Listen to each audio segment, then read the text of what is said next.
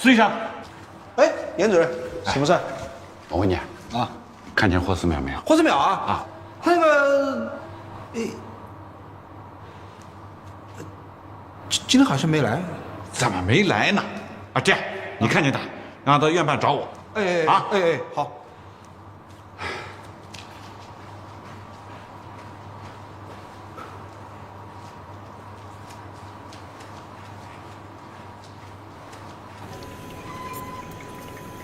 不一样，真是不一样。我本来以为这里会血流成河，所有人站在这儿都像如临大敌一样。其实到了这儿才发现，这儿这么安静，像世外桃源。看你说的，这儿既不是战场，也不是屠宰场，怎么可能血流成河？我们这是一份宁静而专注的工作。我还以为病人躺在这儿，看起来会特别恐怖，然后特别狰狞。其实什么都看不见，就留那么点儿一小块。我心里的舒服多了。我想，如果我妈是这样躺在这儿，我也能接受。小霍，哎，喝杯养养。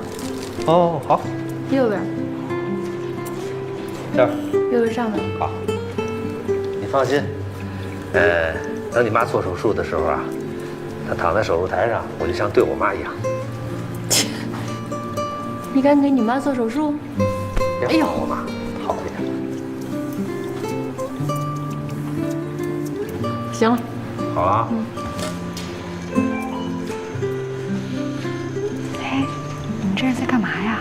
给她挠痒痒。哦，是这样的。她在做手术，又不能自己挠。我做手术的时候，别人也跟我挠痒痒。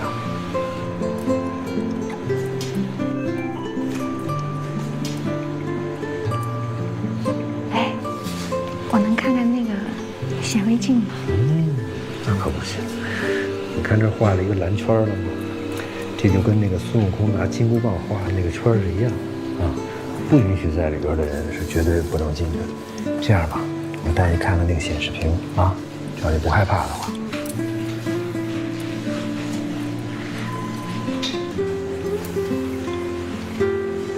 哦，是这样的呀。对，真好看，这里边像外太空一样。哎，这个呢？白色的这个水晶是什么东西？瘤子。到底是搞艺术的啊！这形容起瘤子来都是外太空啊、水晶啊，这么美啊！哎，你们还是打算要做吗？他妈妈的手术啊，反正是我做，也不是你做，你别操心。恶心了吧？啊，不看了，走，出去。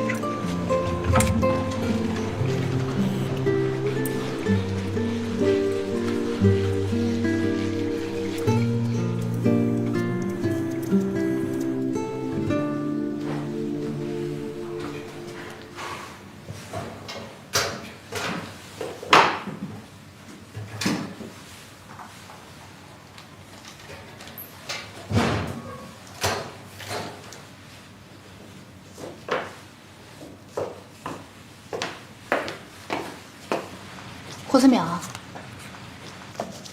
院办严主任到处找你呢，他肯定要骂你了，早上你是铁青的。来了。喂，主任，是我刚才不是做手术手机关机吗？好嘞，我马上找你去。就你还谁呀？他是地下工作者。再见啊！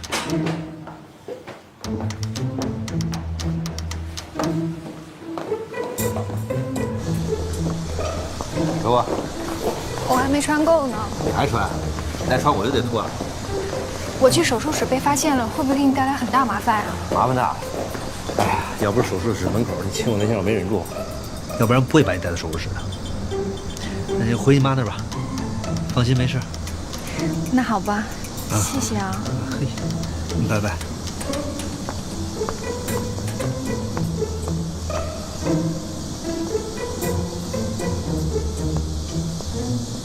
母亲，快来救我呗！我把可能是你未来儿媳妇的人带进手术室了。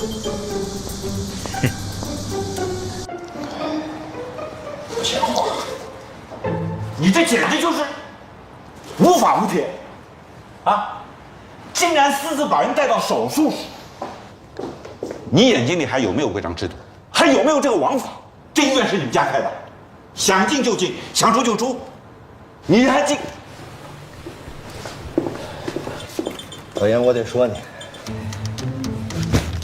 你一定要注意你的身体。哎呀，还来喝点水消消气。你说这全院啊，哪个房间不开空调？人家都开着，就你连个窗户都不开。你消消气儿，多大个事儿啊！我不是第一次把人领到手术室。哎呦我的天哪！做实习医生的时候就这样啊，怎么现在还这样？几年了？10年了，你怎么就没有一点长进呢？连泡女孩子都没长进。你10年前就是院办主任，现在你还是院办主任，有进步吧？我这是因为这个医院里面像你这样的混小子太多了，我想走啊，我走得了吗？老严，别老拿老眼光看人，你这次真的把我看错了。你知道我在干什么吗？医院为什么医患关系如此之紧张？那就是因为病患家属根本不了解手术的过程。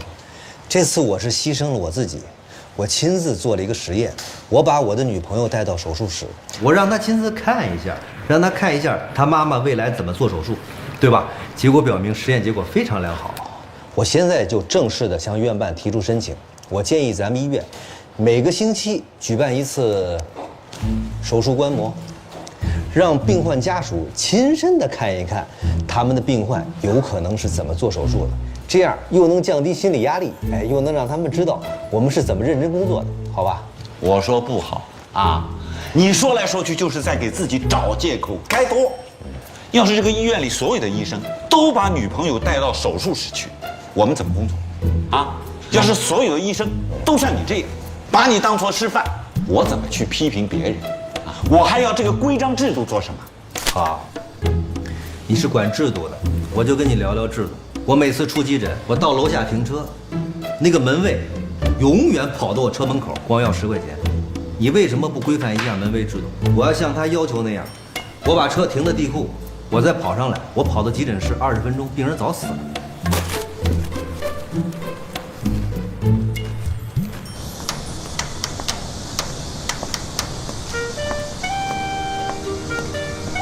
孙夫人，你怎么来了？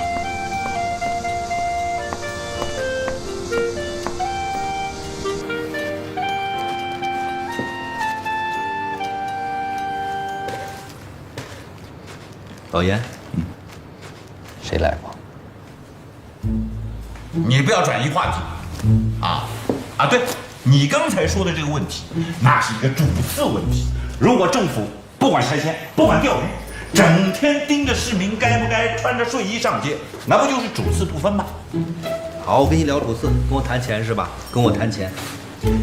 我看一个急诊2块，一个停车费10块，我看一次急诊赔8块，我照这么混下去，开车的，门卫，开电梯的，挣的都要比大夫多来，对吧？我现在当大夫跟当奶牛差不多，我吃的是草，挤的是奶，你就不怕全院大夫挤出个乳腺炎？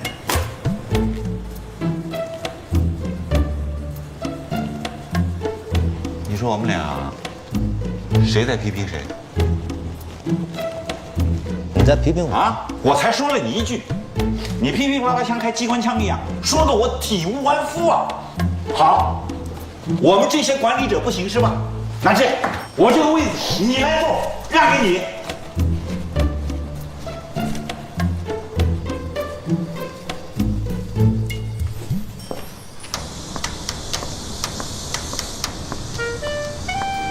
孙夫人好。孙夫人好。孙夫人好。孙夫人。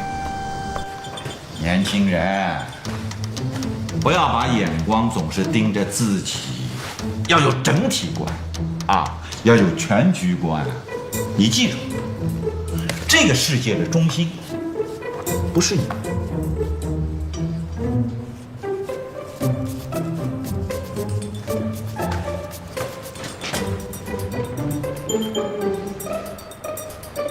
哎呀，哎，大姐，我说老年，这屋子怎么那么热呀？连空调都不开，你真省电呐！大姐，来，坐，坐。我告诉你啊，我们家淼淼可是个工程之后啊。她的父母为我们的医院曾经立下过汗马功劳。是。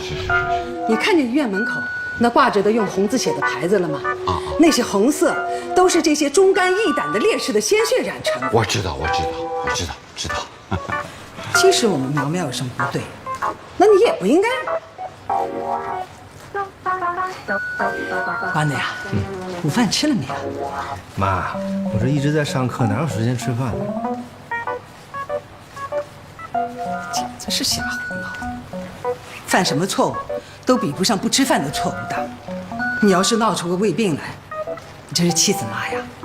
妈，最重要的还不是这个，我一会儿有一个特别重要的约会，我要跟一个闹矛盾的病患啊谈一下。那你还在这磨蹭什么？还不快去啊！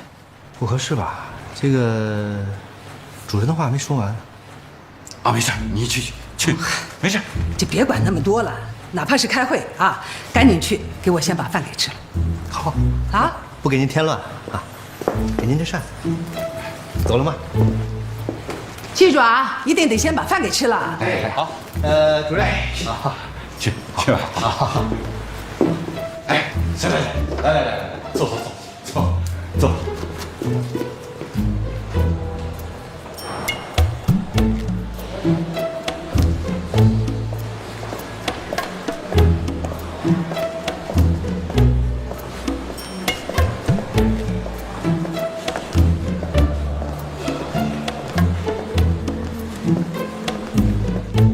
哎呀，大姐，吃饭了没有？哎呀，你以后要到医院来，你就给我打个电话，我派车来接你不就完了吗？啊，对了，我给你泡杯茶，我这有好茶，太平猴魁的。啊，不用了啊！我喝了茶，晚上睡不着觉。哦，那睡不着是不能喝茶。哎，那多喝点牛奶。大姐，我老婆就要求我每天要喝牛奶，她说这是补钙，壮骨，强身健体。这是我朋友送我的，你要不嫌弃，你拿去喝吧。啊，难怪呀！最近我发现你们夫妻两个气色就是不一样。啊，原来是喝牛奶喝的啊，是吧？那我到时候就不客气了啊。大姐，你的身体也挺好的啊，你刚才进来那几步啊，整个就是健步如飞。大姐，是不是有人跟你通风报信了？哎呀，我今天啊，我还真没批评淼淼，真的，我还没说她呢。他就说了我一大通啊，说我们这个制度这也不行那也不行。大姐，你得帮我说话。你说我虽然不是什么烈士的后代，可我为了这个医院，我也奋斗了20、30年啊，我怎么说也算是一个工程吧，是吧？关键是啊，我也是孙局长手把手教出来的嘛。话不能这么说，衡量工程的标准啊是个硬标准。就跟高考答线不答线是一个道理啊，你答线了，你就是工程；你没答线，你就不是。你就是有再大的贡献也是应该的嘛，拿这份工资就得对得起这份钱。对，那怎么才算是答线了呢？当然是生死线了。哎，老爷，我这么跟你说吧，你今天要死在工作岗位上，你就是因公殉职。这因公殉职，那你就是烈士啊！你的后代就应该得到照顾，哪怕是无原则的。你答线了吗？那我还是不搭线的好。我这么维护淼淼啊，不是做给他死去的爸爸看的，是做给活着的人看的。至少他们就可以放心了啊！以后有个什么的话，他们的子女医院会照顾得很好，他们就可以放心的去了嘛。啊？那我的孩子还是我自己照顾，也免得给组织上添麻烦，是吧？啊，大姐啊，你的意思呢，我基本上是清楚了，就是要尽力的维护淼淼，啊，哪怕他就是犯了错误，也不能随意的批评，是不是？不是说他犯错误不能批评，他有什么不对，你可以告诉我，回家我批评他啊。人民内部矛盾嘛，啊？对。啊，对了，他今天又犯什么错误了？把女朋友偷偷的带到手术室去了，还冒充是上面的领导来视察，你说这个？哦，女朋友啊？啊！哎呀，你这么重要的事情，你为什么不早告诉我？啊，还带到医院来了，那就说明这个姑娘不是我们医院的。对，不是，起码符合我的4不要求。哎，那你快跟我讲讲，哎，这姑娘是谁呀？啊，长得什么样子？大姐，你看我是院办的，不是婚介的，你问的这些我都不清楚。我就知道，老爷啊，不是我又要批评你，你也是位老同志的，啊，这么大的事情在你眼皮底下，你怎么能不闻不问呢？问啦！哎呀，我刚才你应该把他找过来啊，第一件事情就应该问他，哎，他们俩是怎么认识的，已经发展到什么程度了？啊，你是说这个啊？当然了。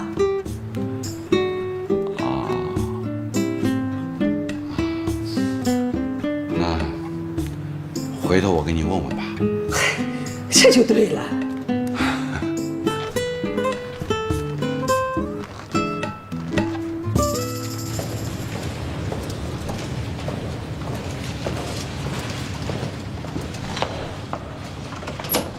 我就是不能接受，看我弟弟那么年轻就没了，弟弟呀，2天都不到，我不能接受，弟弟呀。我呀，非常能够理解你们家属此时此刻的心情啊。因为她还年轻，丈夫就没了，家里是不是还有2个孩子呀？孩子多大了？一个8岁，一个10岁。孩子年纪也小，我们表示同情啊。咱们今天坐这儿呢，就是要解决问题、谈问题的，尽量把这个问题呀，损失呢，把它淡一淡。反正我是不能接受。这不是你们接受不接受的问题，这是我们手术中无法避免的意外。意外？我就是不能接受你们意外这2个字。所有的病患呀，都是不能接受意外这2个字的。这一点我们医生跟你们病患是一致的，我们也不希望有意外。无论我们怎么避免，意外这2个字啊，这个发生还是有一定概率的。概率？啥叫概率啊？这个手术前跟你们商量好的，你们签字我们才做的手术啊。放屁！不要狡辩！你们把我们老婆害死了，我们是来看病的，什么意外？我们不是来做事的。我弟弟那么年轻，你想说他们医院里不到2天呢，你们就给弄死了？什么叫我弄死的？弟弟没有病来这儿干什么呀？哎，你怎么这么说的？你什么态度啊？啊！哎，你冷静好。哎，怎么能打人呢？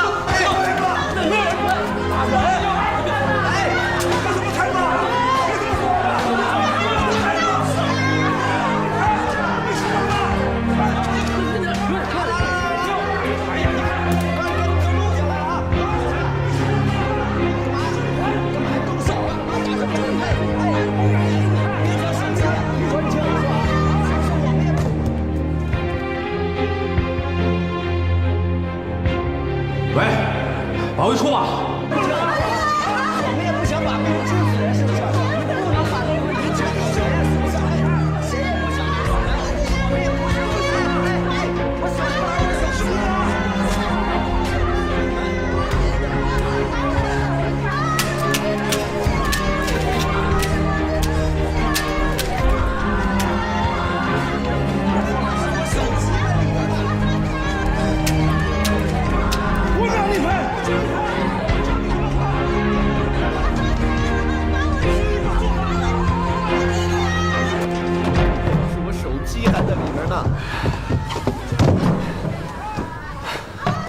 该怎么办呢？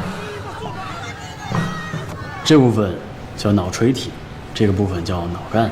你母亲的瘤子就长在这2个部分中间。现在我们的任务是把这瘤子从这儿拿掉。哦，不，曾医生，这太专业了，我们这老百姓哪懂这个？你就告诉我这个到底有多大把握？这个嘛，怎么说呢？你母亲这个瘤子从片子上看是良性的，如果处理得好的话，术后应该恢复得不错。哦，行，那我知道了。哎，正好，通知您一下，半个小时以后，您和所有相关家属，咱们去趟会议室，我们要进行一次详细的术前谈话。这太麻烦你了吧，辉生？不，这不是麻烦不麻烦的问题，这是我们的责任。半个小时以后见。行，好吧，我知道了。好，那什么行啊？主任找他有事儿。啊，好。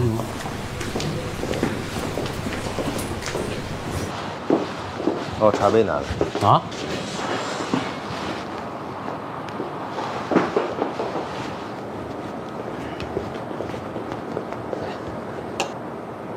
坐呢。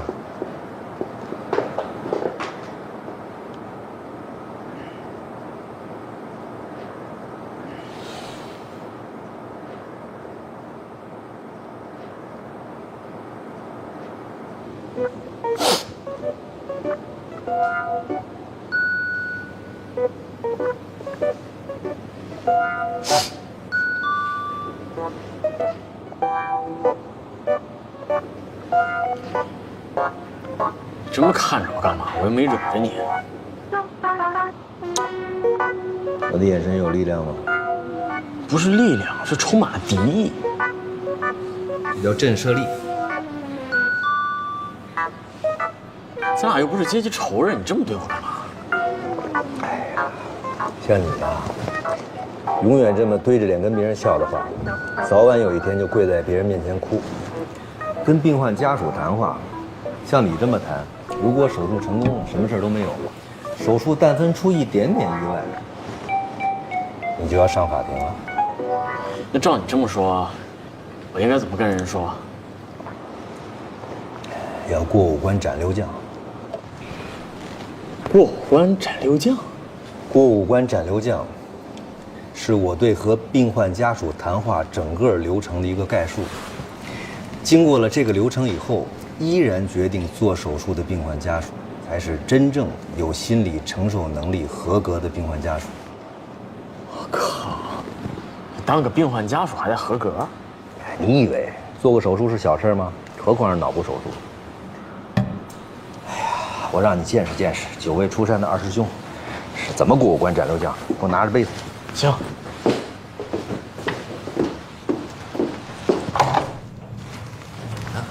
你说好。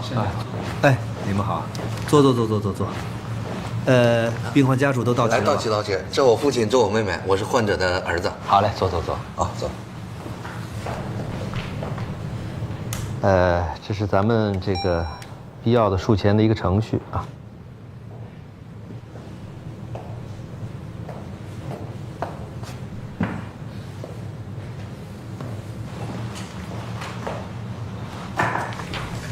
张翠芝明天就要手术了，在手术前呢，我们要进行一次谈话，把这手术过程中有可能发生的状况和手术后有可能发生的状况啊，有一个详细的认知。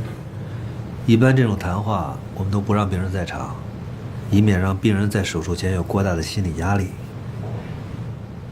我们先说一下这个瘤子，咱们这个瘤子叫胶质瘤，也就是俗称的脑癌，现在是世界性的难题。这个病是无法根本治愈的，尤其咱们这个肿瘤长的位置啊，非常的麻烦，它长在脑部正中间的位置，在这里，神经血管非常集中。打个比方跟您说，就像一棵大树，它在主干的位置上，周边才是枝枝杈杈。在这个部位有很多非常重要的脑组织结构，比如说颈内动脉，脑子里最粗的血管；视神经，管看东西的神经；下丘脑、垂体等等。这些非常重要的脑组织结构，一旦在手术过程中产生创伤的话，就会引起手术并发症、术后后遗症，严重的有可能导致死亡。胶质瘤是恶性肿瘤，有复发的可能，几年内，有可能1、2年内，它就又长出来。所以有的时候病人觉得这一刀好像白开了，开完了它又长出来，长出来还得开，反反复复。在我们医院，有开过5、6刀的，最多开过7、8刀的都有。所以对于这个肿瘤的复发性，我们家属要有一个准确的认知。在手术过程中还有很多的难关，我们现在讲第一关叫出血。医生，我们知道你们远山医院是全国最大的看脑子的医院，我们才千里迢迢来到你们医院看病，我们相信你们。是啊，我们相信你们。这不是相信不相信的问题啊，因为有很多的病患到我们医院来做这种手术啊，都是因为相信，但是并不是说心诚手术效果就好。我们现在对病情和手术的整个过程，我们一定要客观对待啊。我先把这个手术的过程简单的跟你们介绍一下。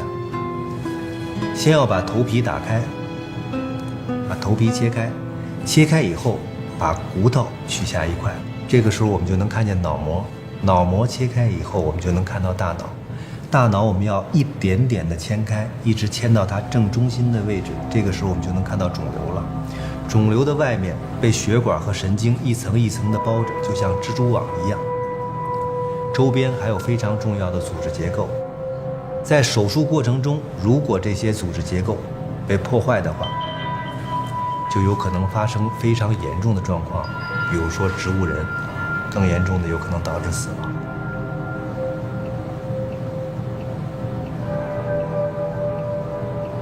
大多数的手术意外是由出血造成的，所以出血状况是非常危险的手术中出现的状况之一。比如说动脉出血，因为血管的压力非常非常大，一旦出血的时候，这个血噗一下喷出来，我们在手术中发生的状况，有的时候还会喷到天花板上。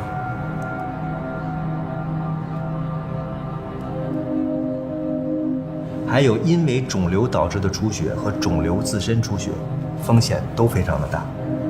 那医生有没有办法避免呢？不能避免。手术本身就是风险，这一刀开下去，意味着一路的破坏。任何一个正常人都不可能平白无故的在脑袋上动刀，对吧？一定是病灶的风险大过了手术风险，我们才做这个手术。但是我们对手术风险一定要有准确和客观的认识。脑水肿也是手术中常常出现的状况之一。第3关是癫痫，癫痫就是我们俗称的羊癫疯。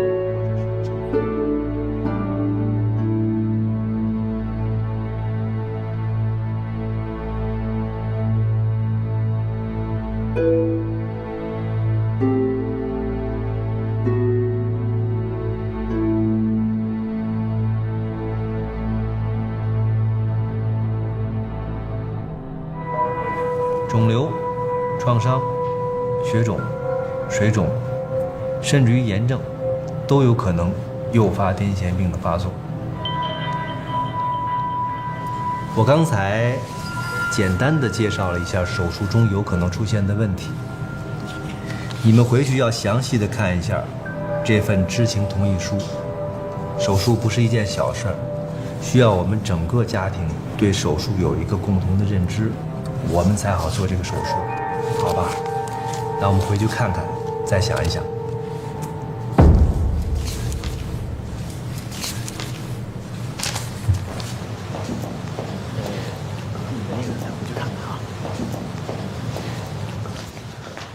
回去看一下啊。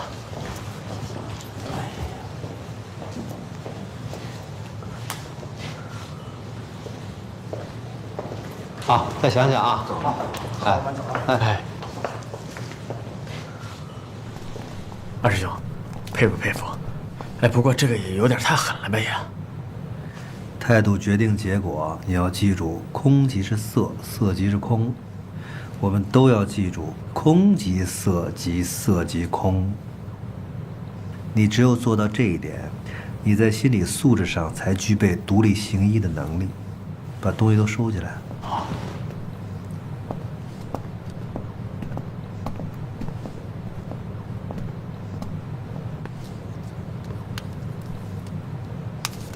空即色，色即空，空即色即色即空。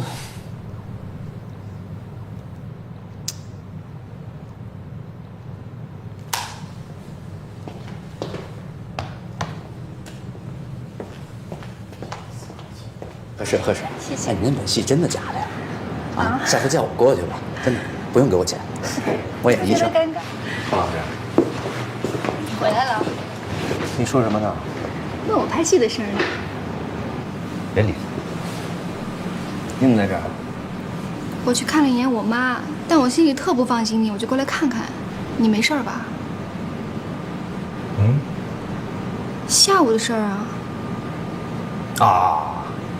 没事儿，这种事儿我常干。真的吗？偶尔。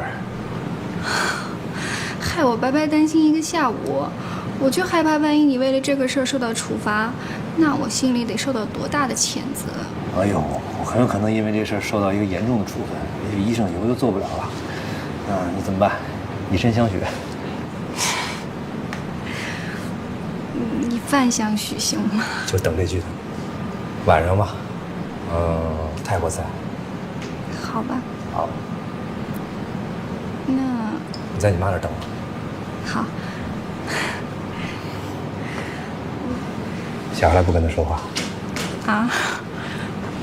那晚上见。好。早点来啊。哎。拜拜。啊。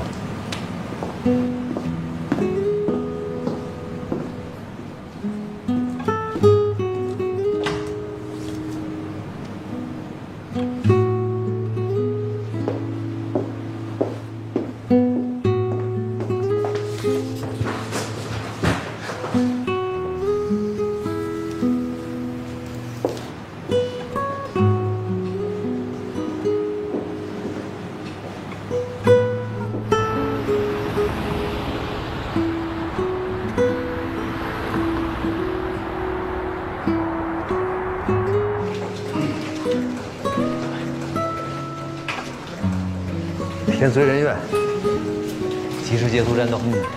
我可以去赴 VIP 的饭局了。是啊，难得能够准点下班，可以到医院去看楠楠了。最近不好，又住院了。哎，带你 VIP 去哪儿吃饭呢？镇宁路的泰国餐。知道哪儿啊？挺贵的。好马配好鞍，好女配车3。要是请没养护的话，请小龙虾就行了。嘴也太损了，对自己的同志怎么能这样？就是因为自己同志熟。那霍老师，急诊那边来电，大型车祸，重的拉来了，轻的还没拉过来呢，让咱们赶紧过去。你去看楠楠吧，我去。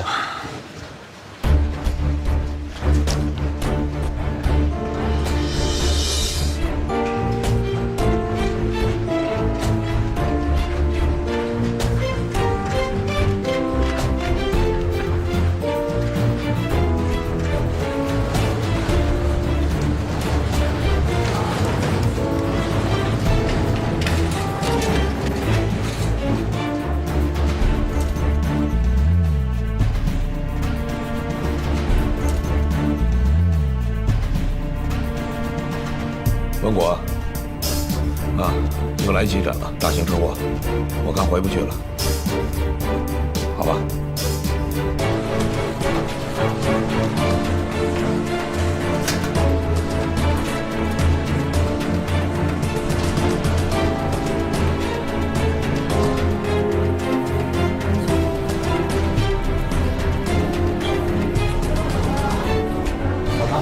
现在来了，出来了。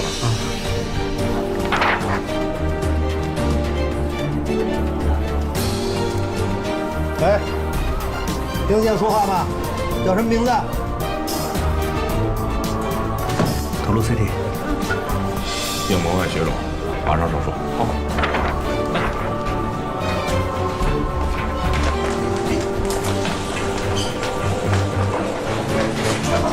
我让他们准备手术室了。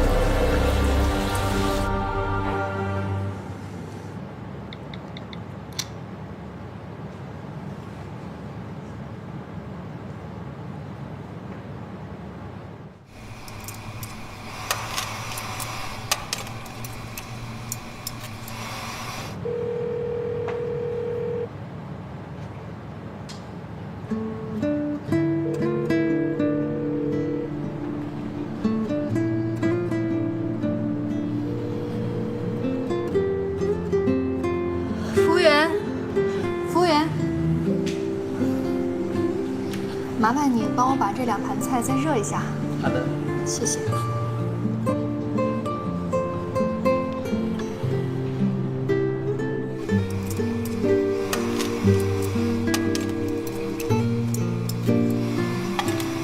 我这个星期都爽约3次了，幸亏小雷是咱们这儿的护士啊，我就算不去，他也知道我在哪儿，我顶多就是附近的小店逛一逛。等等我，实在要是等不到的话，那我就主动要求加班陪你。我们在手术室谈恋爱好了。你今天那么辛苦，怎么不回去啊？赶紧回家休息吧。我刚才看见救护车呜啊呜啊的往这边开，我就知道出事儿了。你做这个手术还不知道做到几点呢，没准得到半夜了。那我还不如过来帮你的忙呢。你这哪是帮忙啊？你分明是扰乱军心啊！我们这儿人手够啊，不需要你假公济私。再把灯调一下，拉低一点。哦。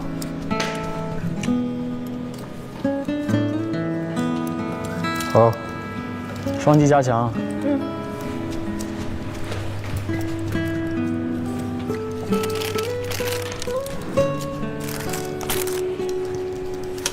怎么样？我对革命还是有贡献的吧？啊？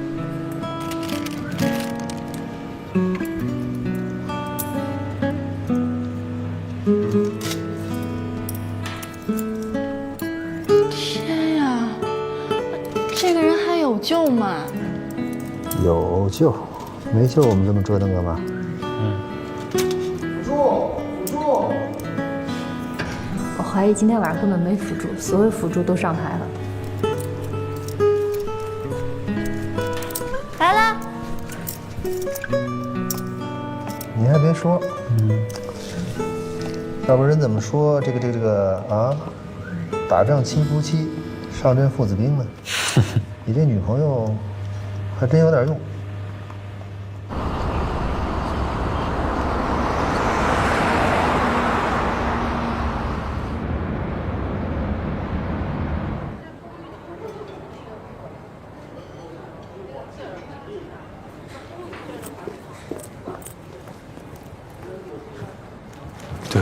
对不起，今天真的不是故意迟到。哎呀，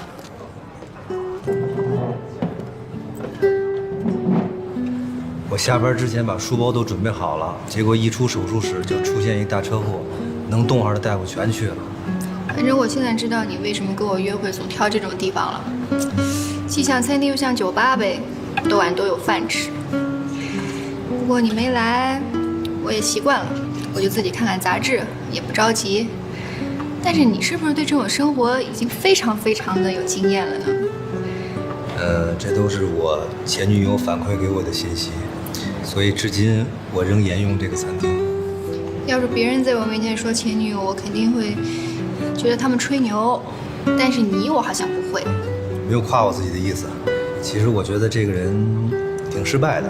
你想想，都这个岁数了还没结婚，对吧？一定恋爱不顺利。那你跟女孩如果约会总迟到，少则半个钟头，长则遥遥无期，打电话没人接，发短信也没人回，谁也不可能跟你约会超过3次吧？